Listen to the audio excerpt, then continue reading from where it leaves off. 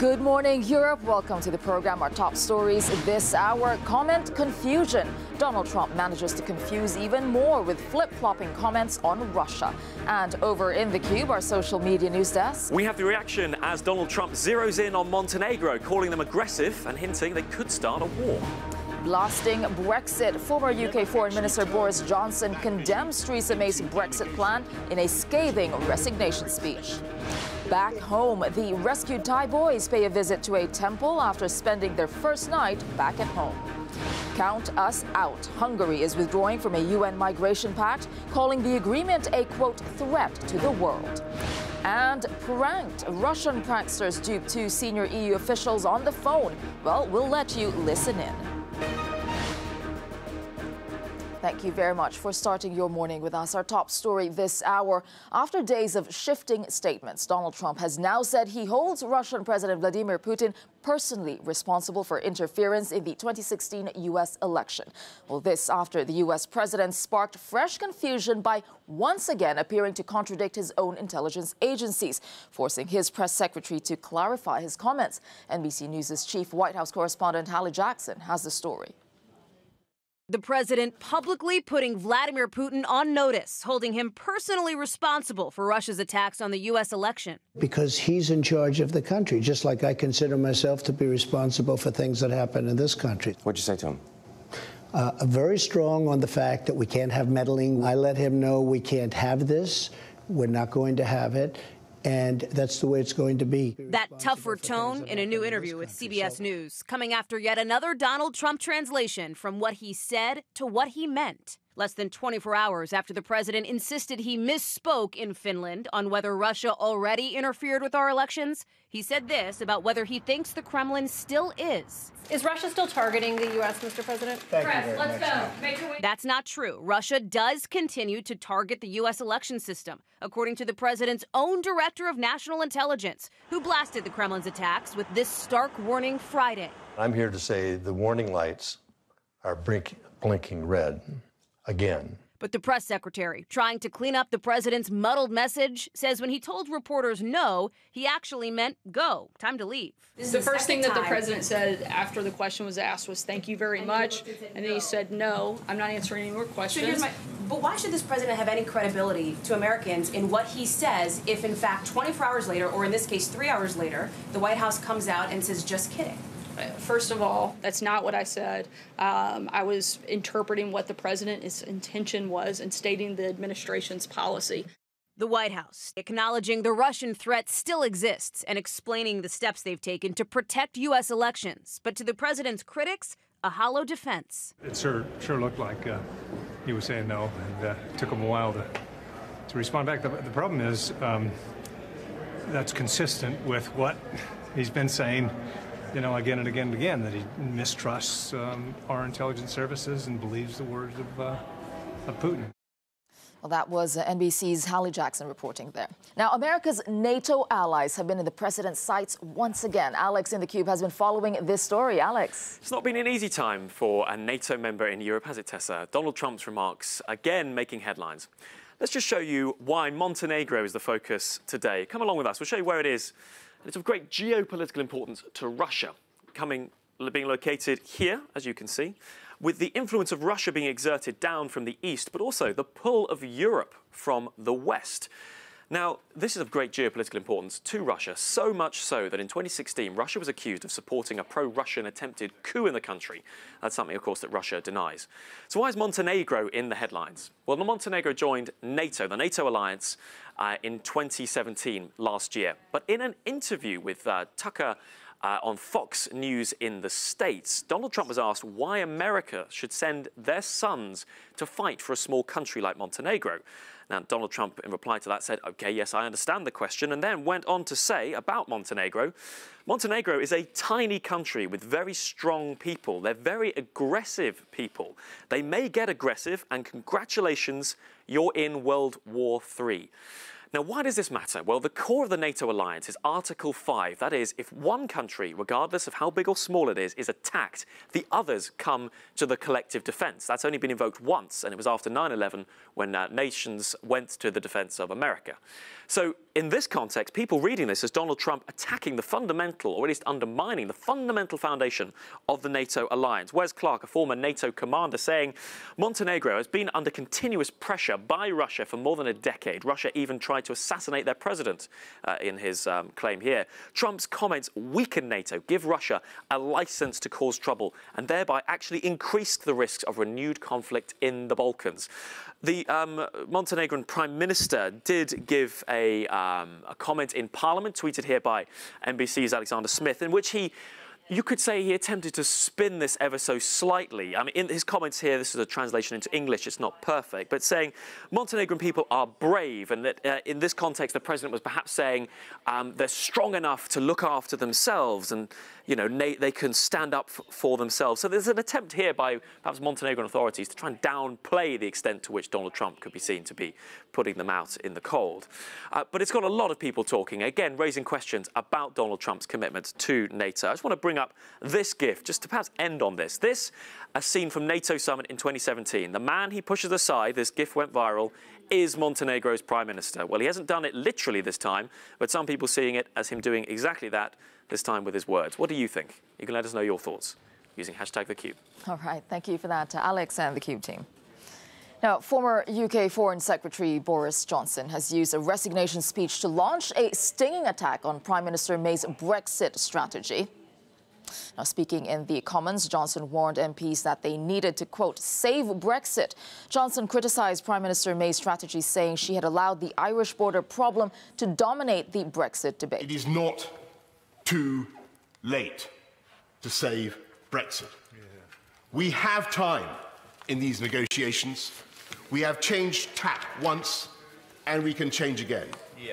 But let us, again, aim explicitly for that glorious vision of Lancaster House, a strong, independent, self-governing Britain that is genuinely open to the world, not the miserable, permanent limbo of Czech. And live in London with the latest is your news correspondent, Vincent McAviney. Vincent, you know, many have expected Boris Johnson to use this speech to, in fact, topple May, but that didn't happen, did it? Were people surprised?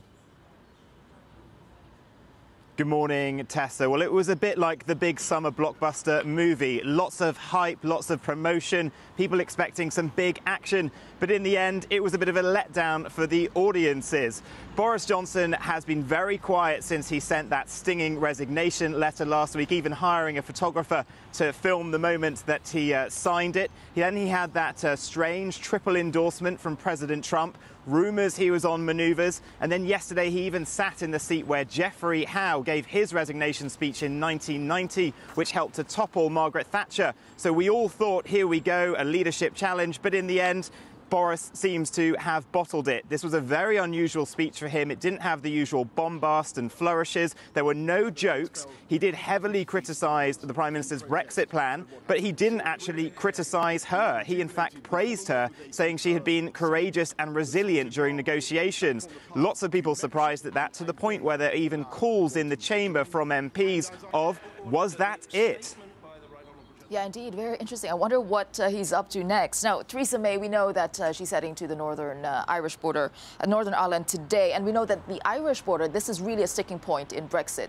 What progress still needs to be made on this point? Well, the government is trying to get on with business today after a difficult few days. Dominic Raab is heading to Brussels for the first time as the new Brexit secretary, and Theresa May is heading to Northern Ireland for a two-day visit. Now, Northern Ireland and the border with the Republic of Ireland has been a real sticking point during these negotiations so far. And there's been a lot of criticism of the Prime Minister and the previous Secretary for Brexit, David Davis, for not actually going to Northern Ireland to see the border, to speak to people there about it. Now, I spoke to Dr. Simon Usherwood, who is from the University of Surrey's Politics Department. Here's what he had to say about the government's treatment of this issue so far. The degree to which there is a presumption that they know better in London than they do in Belfast is, I think, a complicating factor in this negotiation, and certainly in terms of trying to unblock that within the Article 50 process has been a very difficult process, partly because there's that degree of ignorance about the scope of the issue, and also the difficulty in resolving it through negotiation. Now, the Irish Prime Minister has been very firm on this issue so far, getting that backstop from Theresa May during the negotiations about not having a border. And there has been criticism of the British government for not really understanding the implications. This is a 300-mile border with around 270 crossing points where people move freely day to day. And there's a real huge historical significance to it. So Theresa May needs to go speak to locals and businesses and to politicians who are still deadlocked as their assembly there isn't sitting. She needs to get a better understanding of it, and we're expecting a speech from her. And this is all part of a summer where she really now needs to sell her Brexit plans to the country and not just MPs here in Westminster. All right, thank you very much for that update. Vincent McAviney there live in London. Thanks. And still to come for you on the program, the 12 boys released from a cave in Thailand described their moment of miracle in their first public appearance. We'll be live in Thailand. And as the Libyan Coast Guard is accused of abandoning people at sea, we'll ask what happens next for people found in international waters. We'll have more of that after the break. Welcome back to Good Morning Europe. Your top story, Donald Trump manages to confuse even more with flip-flopping comments on Russia, saying he did believe Russia is meddling in elections. Now, fight on, don't despair. Those are the words of one of the 12 boys rescued from a flooded cave complex in northern Thailand, making their first public appearance after being trapped for more than 2 weeks. Now, they describe how the group battled to stay alive, surviving on nothing but dripping water. And now, after leaving hospital, they have spent their first night at home. Janice McIfreyer is in Thailand with a story. The team the world has been cheering for, smiling in their uniforms and back playing soccer, revealing for the first time how they survived those 10 days they were lost inside the cave. I tried not to think about food so I didn't get more hungry, says Titan, who at 11 is the youngest in the group. They talked about what they called a miracle, their discovery by those 2 British divers. How many of you? 13. Brilliant. It was 14-year-old Adul's voice on the video that captured the world's attention. And you speak English? I heard people talking. I wasn't sure if it was a hallucination, Adul said. So we stayed quiet and realized it was real. Their faces now showing little trace of their terrifying ordeal, describing today how they dug with rocks to try and get out, licked water off walls to stay alive, and conserved batteries in their one flashlight. At the press conference, they hugged family and friends and mourned the former Thai Navy SEAL diver who died trying to save them. I still want to be a professional soccer player, says 13-year-old Dom, but I want to be a Navy SEAL as well. Back home, Dom is getting a bigger room and a party for the birthday he had inside the cave. You must be very excited to get Dom home. His grandmother, who raises him, tells us they're just thankful that he's getting a second chance at life. A hero's welcome played out 13 times here, where the boys are finally back home. Janice McIfreyer, NBC News, Chiang Rai, Thailand. And joining us live from Chiang Rai in Thailand is NBC correspondent Janice McIfreyer. Janice, it was a pretty extraordinary press conference. What was it like being there? Well, there was a sense of excitement. The world had been watching these boys for a number of weeks. First, concerned because they had been missing inside the cave. Then the jubilation of seeing them in that video from the divers. And then, of course, during that extraordinary mission to get them out. Then there was the recovery in hospitals. So this has been a very long process where people feel they attached to these boys. They worried for them. They waited for them. So the sense that they were people were able to see them and hear them in person, running around, playing soccer. They were smiling, looking healthy, looking happy. It really did seem to be the punctuation that people were looking for on this remarkable story. And we saw them today visiting a temple, I believe. And what's next for the boys? What else are they going to be doing the next couple of days? Well, they have committed to going to a monastery probably next week where they will be ordained as novice monks. They'll shave their heads. They'll stay at the monastery for over a week. And they're doing this as an offering. It's a pledge that they made. It's an offering of gratitude to the fact that they were able to make it out of the cave alive. So this is their way of saying thank you to all of the people who prayed for their safe return. They are also paying tribute to the diver who died during the rescue to get them out. So they feel that they need to spend these initial weeks giving proper thanks that they're able to get this second chance. There is, of course, a lot of popularity that they're wrestling with as well. There's talk of a museum and a Hollywood movie. So they really are a lot of people trying to keep these boys on track because they also have the very small issue of school to return to and a lot of homework ahead of midterm exams. Oh, Tessa? Indeed. Thank you very much for that update. NBC correspondent Janice Mackey-Freyer there. Thank you. Now, a 2-year state of emergency imposed after Turkey's failed coup 2 years ago ended today. Ahead of elections last month, President Erdogan promised to end emergency rule if re-elected. But opponents say little will change due to his new executive presidency and introduction of anti-terrorism laws. Now, Sweden has asked for help from the EU to battle forest fires raging across the country as far north as the Arctic Circle. Hot weather and drought have been blamed for 44 outbreaks, and fire warnings have been issued for almost the entire country. British pop singer Sir Cliff Richard has won a privacy case against the BBC. The 77-year-old had sued the broadcaster for its coverage of a raid on his home in 2014, which was part of an investigation into a child sex assault allegation. Richard was never arrested or charged with any crime. There must be something done at that top echelon of people. There has to be something done that says, you cannot do this again, you must not do it again. And I'm still not sure why they didn't have some kind of legal advice that would stop them. I was never even arrested, let alone charged, and I've had to suffer all of this financially and, but more importantly, emotionally. For what? For absolutely doing zero. Well, don't go away. We have more to come for you as the Libyan Coast Guard is accused of abandoning people at sea. We'll ask what happens next for people found in international waters. That's after a short break. Watching Good Morning Europe, welcome back to the program. Now, the migration debate playing out across Europe has taken another turn. Spain says it will take in a woman who was discovered stranded in the Mediterranean and the bodies of another woman and a young child found nearby. The following video shows the rescue of the survivor. They were picked up by sea rescue charity Proactiva Open Arms. It accuses the Libyan Coast Guard of abandoning them and criticized Italy for shutting its ports. In response, Italy's interior minister claimed the charity had lied about the circumstances in which they found the migrants at sea and denied any suggestion it had blocked the boat. Well, joining me now for more on this is our correspondent, Alistair Sanford. Alistair, I mean, again, another complicated story unfolding here. Can you walk us through what's just happened? Yes, Tessa, there are disputed accounts on all sides on this, from the Italian and Libyan authorities on the one hand and the NGO on the other.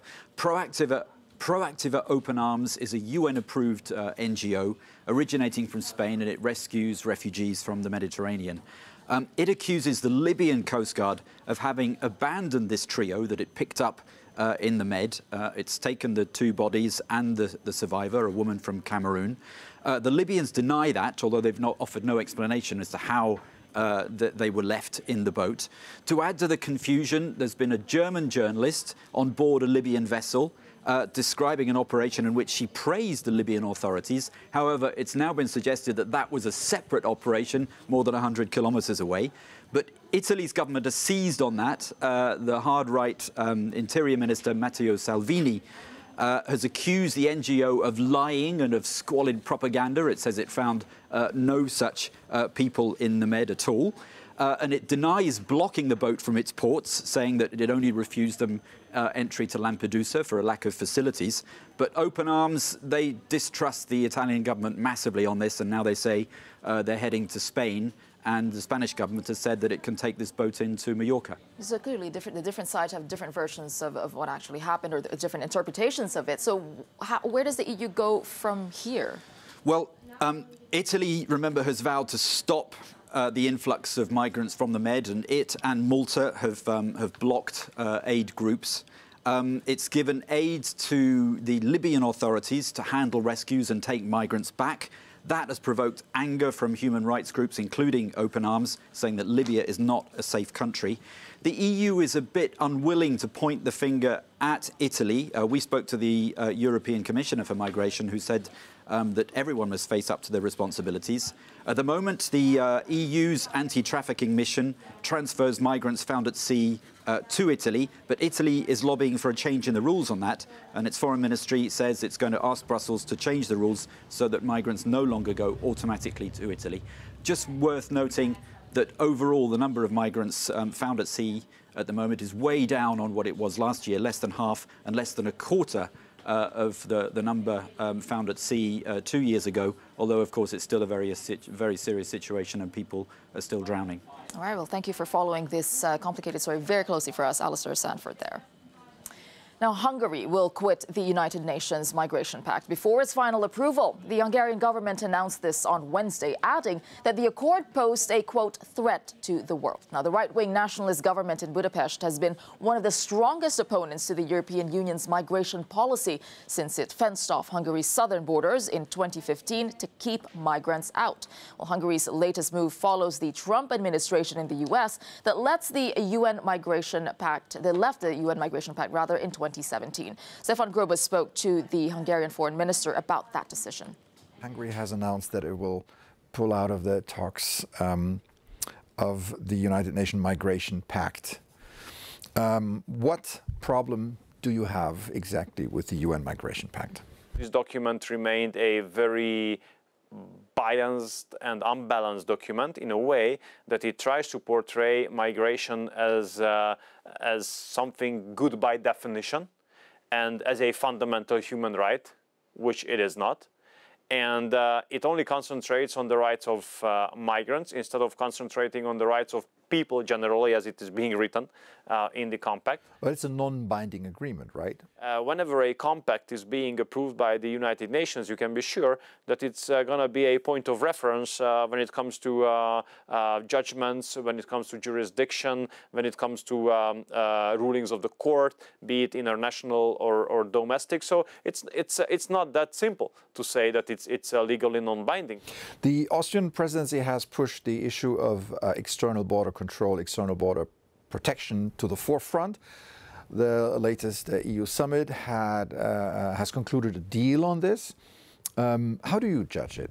Now, everybody speaks about the protection of external borders, but these words are not followed by actions, or sometimes even the actions contradict to the words, because after saying that it's important to protect the borders externally, then the Minister of Interior of Italy makes a decision that no ships packed with illegal migrants are allowed to use or enter the harbors of Italy.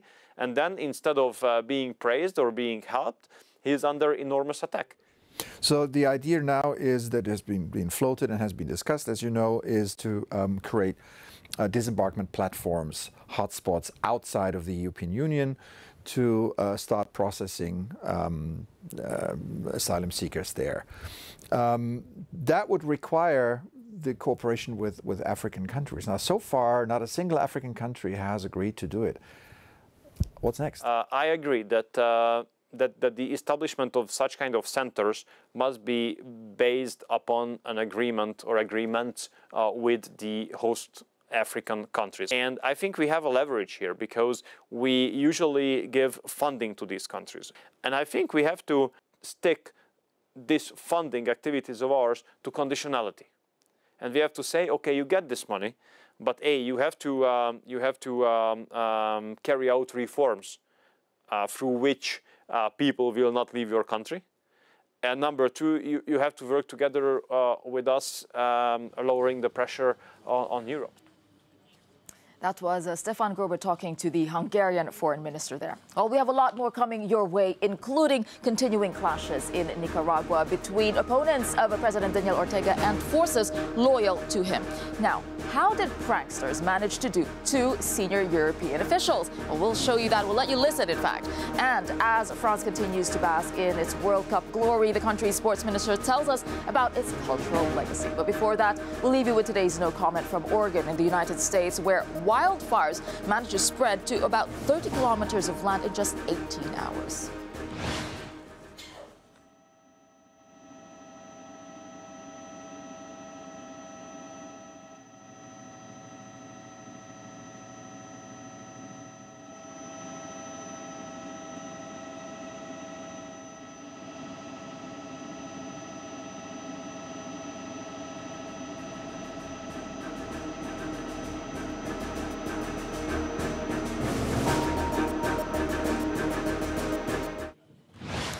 Top stories and Good Morning Europe. Comment confusion. Donald Trump manages to confuse even more with flip-flopping comments on Russia.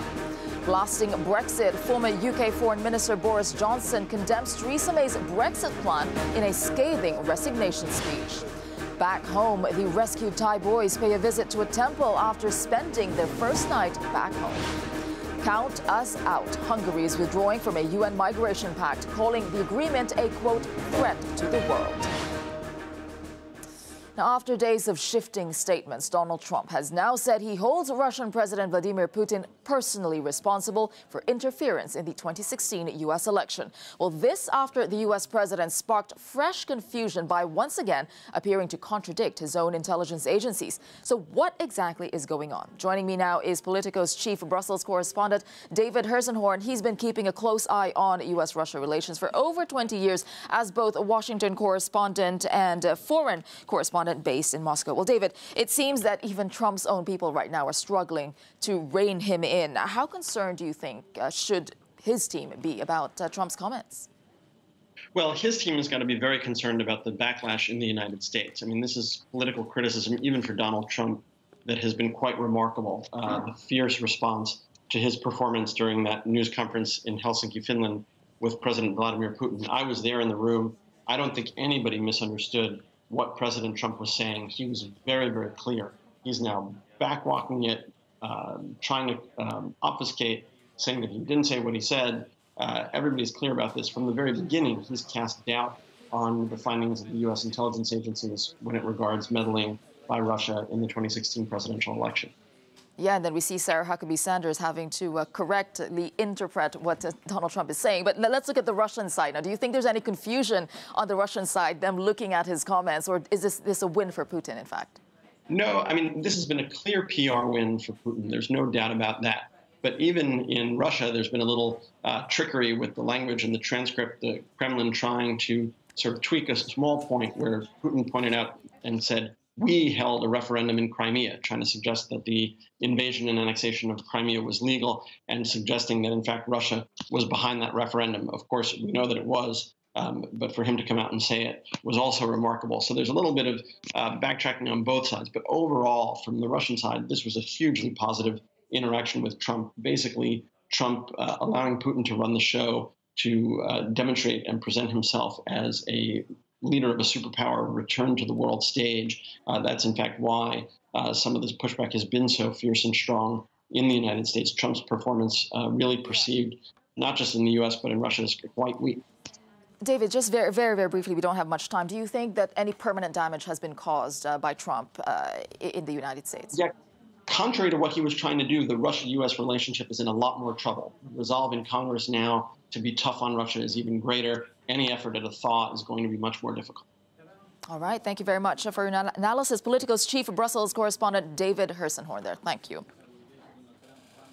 All right. Well, we know that the president has been flip-flopping on Russia, but then he's also got his NATO allies in his sights. Alex has this story for you. Alex. Tesa, and the comments about Montenegro on Fox News have caused a lot of controversy. We can play these for you. It's an interview on Fox News with Tucker. Let's have a listen in to what the president said.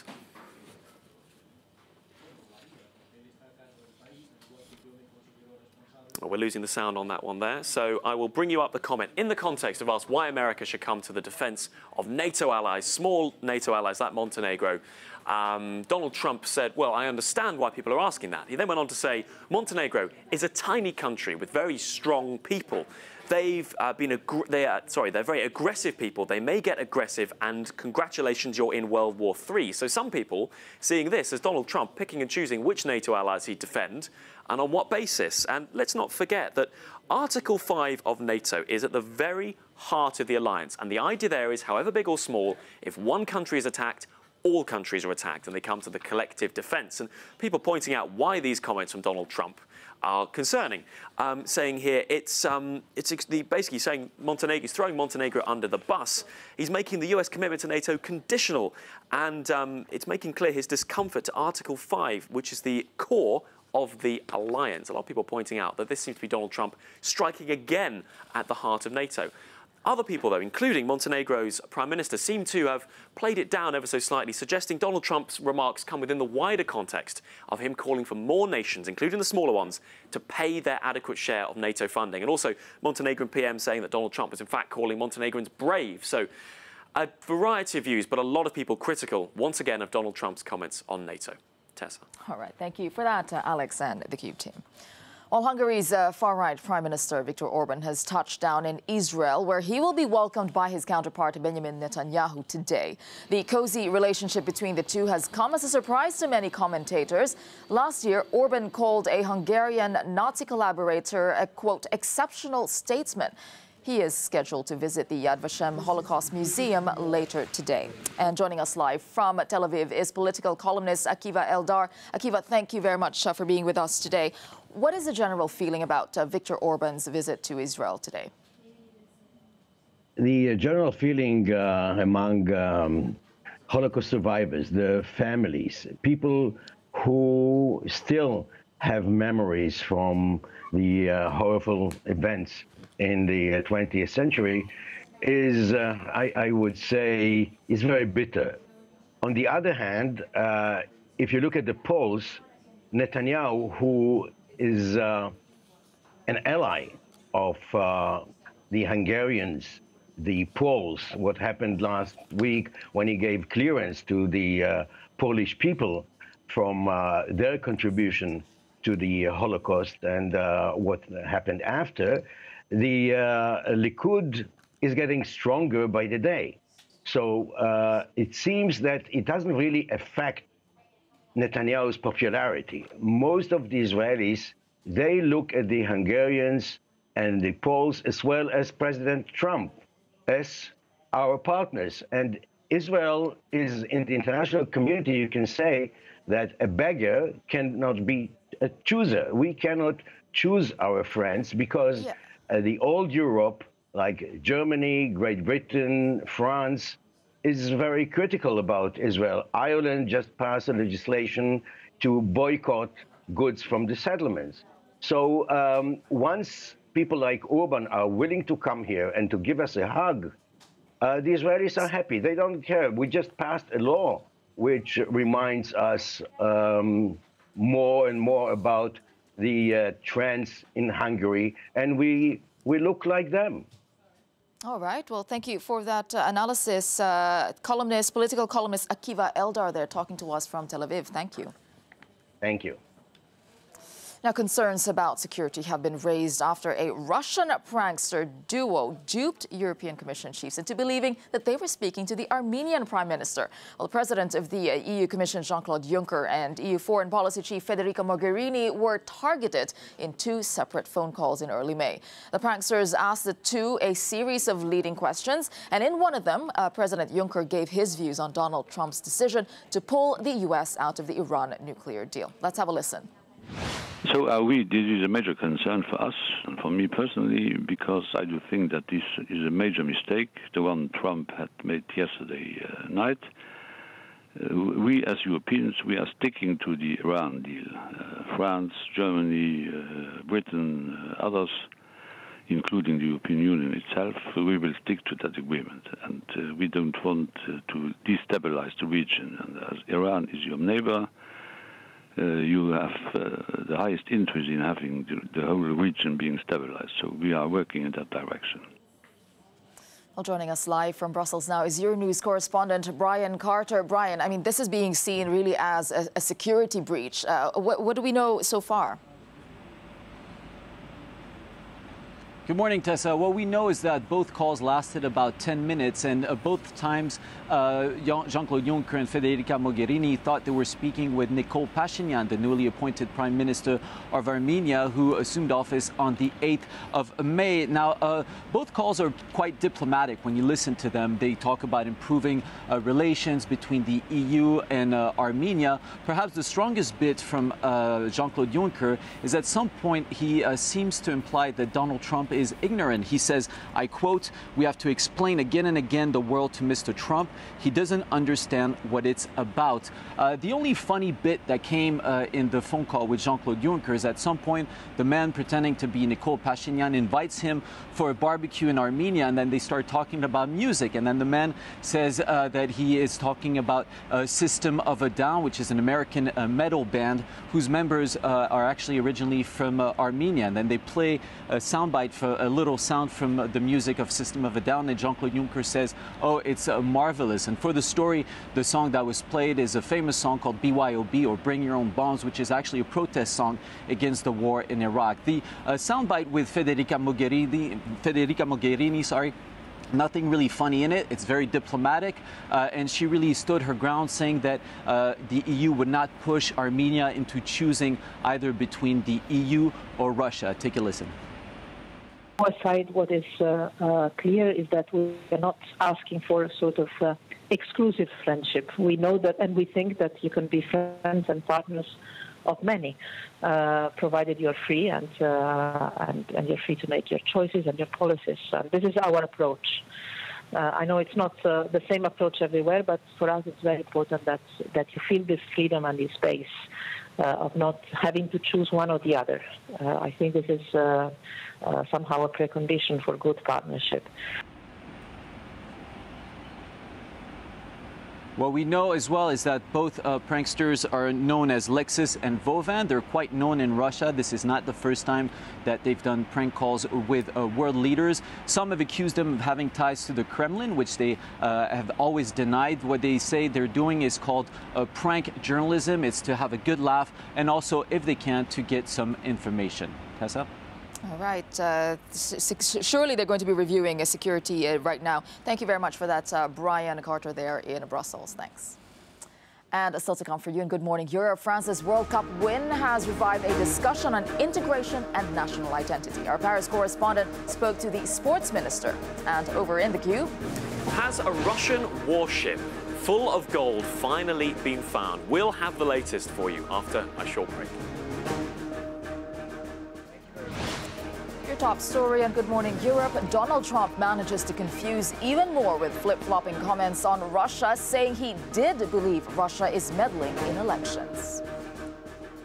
Now, as deadly crackdowns on demonstrators continue in Nicaragua, some commentators are highlighting striking parallels with the country's 1979 revolution, which marks its 39th anniversary today. Well, James O'Hagan has this report. 3 months into a wave of protests which have engulfed Nicaragua, and some in the Central American country are saying that it is on the brink of a new revolution. Less than 4 decades after the overthrow of dictator Anastasio Somoza, comparisons are being drawn between the Sandinista revolution and the ongoing bloodshed in Nicaragua today. I'm a normal resident. We, the locals, had to free ourselves. The very same locals had to free ourselves. There are no paramilitary groups here. Daniel Ortega has no place here. The people rose up in search of their freedom. A country cannot be changed through violence. To change a country, I think there are legal ways, or through the political parties. It's a political battle, and if the opposition can win that battle, then it's good that power is given to them. They go into power, but it's not about breaking the country to change the government. More than 350 people have been killed since the anti-government protests began in April. While members of the security forces are among those who have been killed, human rights organizations say that most of the victims have been unarmed civilians. Although President Daniel Ortega was on the side of the revolutionaries during the 1979 uprising, many have accused him of being too heavy-handed with demonstrators and have begun comparing the socialist leader to the brutal dictator he overthrew. James Sohagen reporting there. Now, France erupted with joy on July 15th when Les Bleus beat Croatia in the World Cup final. And the victory continues feeding a discussion about assimilation and identity in a country that often struggles with national pride. Our correspondent Annelise Borges has been following the story for us, and she's joining us now live. I mean, Annelise, France is still celebrating this World Cup win, and I think a lot of the discussion focused on the diversity of the team. Can you tell us more about that? Absolutely, Tessa. What we witnessed here on Sunday was an explosion of joy. It really was an extraordinary moment, a moment a lot of people in this country have been waiting for, a moment to celebrate France after several difficult years here in this country. But after that epic parade here on the Champs-Élysées and that festive reception on the French presidential palace, we started talking more and more about the players, about these new heroes for France, and of course about their origins, because with 2/3 of the French national team coming from an immigrant background, a lot of people here started talking about those questions, profound questions about assimilation, about integration, about national identity. And that conversation, Tessa, didn't stay here in France. It crossed borders. And we witnessed the Venezuelan president, Nicolás Maduro, talking about how this World Cup win was a victory for Africa. And those remarks were echoed in the United States by TV personalities. Of course, that didn't go down so well here in France. I met with France's sports minister and I asked her to react to those remarks. Here's what Laura Flessel had to say. Let me tell you, the French team won, and it's one unified, diverse French team, happy to wear the jersey, to sing the national anthem, to spread positive values to the youth, to remind the older generation about them. And I think that's what makes France shine. That's what makes France win. Let's be proud. Let's nurture this culture of cherishing our country. These youth have awakened our senses. Let's stick to these positive values. Let's build together and let's stop with the controversies. We have 2 stars now. Let's be proud. Dans ces valeurs positives. Construisons ensemble et arrêtons les polémiques. Franchement, arrêtons. On a 2 étoiles, soyons fiers. So there you have it, France's sports minister saying that these players are French, that this victory is 100% for France. All right, thank you for that, France. Surely still celebrating. Annelise Borges there in Paris. Thanks. And still to come for you on the program, this could be the Russian warship rumored to be filled with gold. Well, the Cube will have more for you after the break. You're watching Good Morning Europe. Welcome back to the program. Now, our next story, a sunken Russian warship reportedly laden with gold could have finally been found. Well, Alex has been digging into this. Alex. It's treasure fever striking the internet again. Do you remember the Nazi gold train when there were the rumours of that train lost, supposedly laden with Nazi gold? Well, perhaps the latest example of this, rumours of lost gold, comes from a Russian warship sunk in 1905. Let's bring you up. This is Dmitry Donskoy. It was a Russian warship scuttled by her crew in 1905, now discovered 1 mile off the coast of South Korea. It was during the Russo-Japanese War that the ship, believed to be carrying as much as 5,500 boxes of gold bars, rumoured, went down. So the ship it did incur damage from the Japanese, but it was after a key Japanese victory that the crew decided that they would sink the ship themselves. So the question is, of course, what was on board? The crew, the salvage crew, which contained British as well as South Korean and Canadians, said they have identified the wreck now using the Cyrillic name of the ship identified in this picture and shared by media all over the world. Others showing the encrusted wheels, guns and other features of the ship. But what nobody has been able to answer yet is there any gold? And if there is gold, people are suggesting it could be worth, well, the Daily Mail saying £100 billion, so over that in euros, of course. So speculation about is there gold on board? That is now the big question. But I suppose the next question is, let's say there is gold on board and they do discover it. Who gets the gold? Who gets the gold from a ship that sunk well over 100 years ago? Well, the Daily Telegraph's Alec Lun, who is their Russia journalist for them in Russia, says that actually the Russian state would get a significant portion of that money. And the suggestion as well that the rest of the money could go to funding tourist features, but also a project linking Russia, North Korea and South Korea. But there is demand online, people saying it's a Russian ship, Russian gold, it should all go to Russia if found. So if it's found, we'll let you know and then we'll tell you where it's going. But at the moment, it's still a mystery. Tessa. Always love a good treasure story there. Thank you, Alex. And thank you for joining us on Good Morning Europe. Do stay with your news for all of your top stories. In the meantime, we'll leave you with today's No Comment from Texas, where Amazon founder Jeff Bezos has been testing his Blue Origin New Shepard spacecraft. He hopes that one day it will carry tourists into space.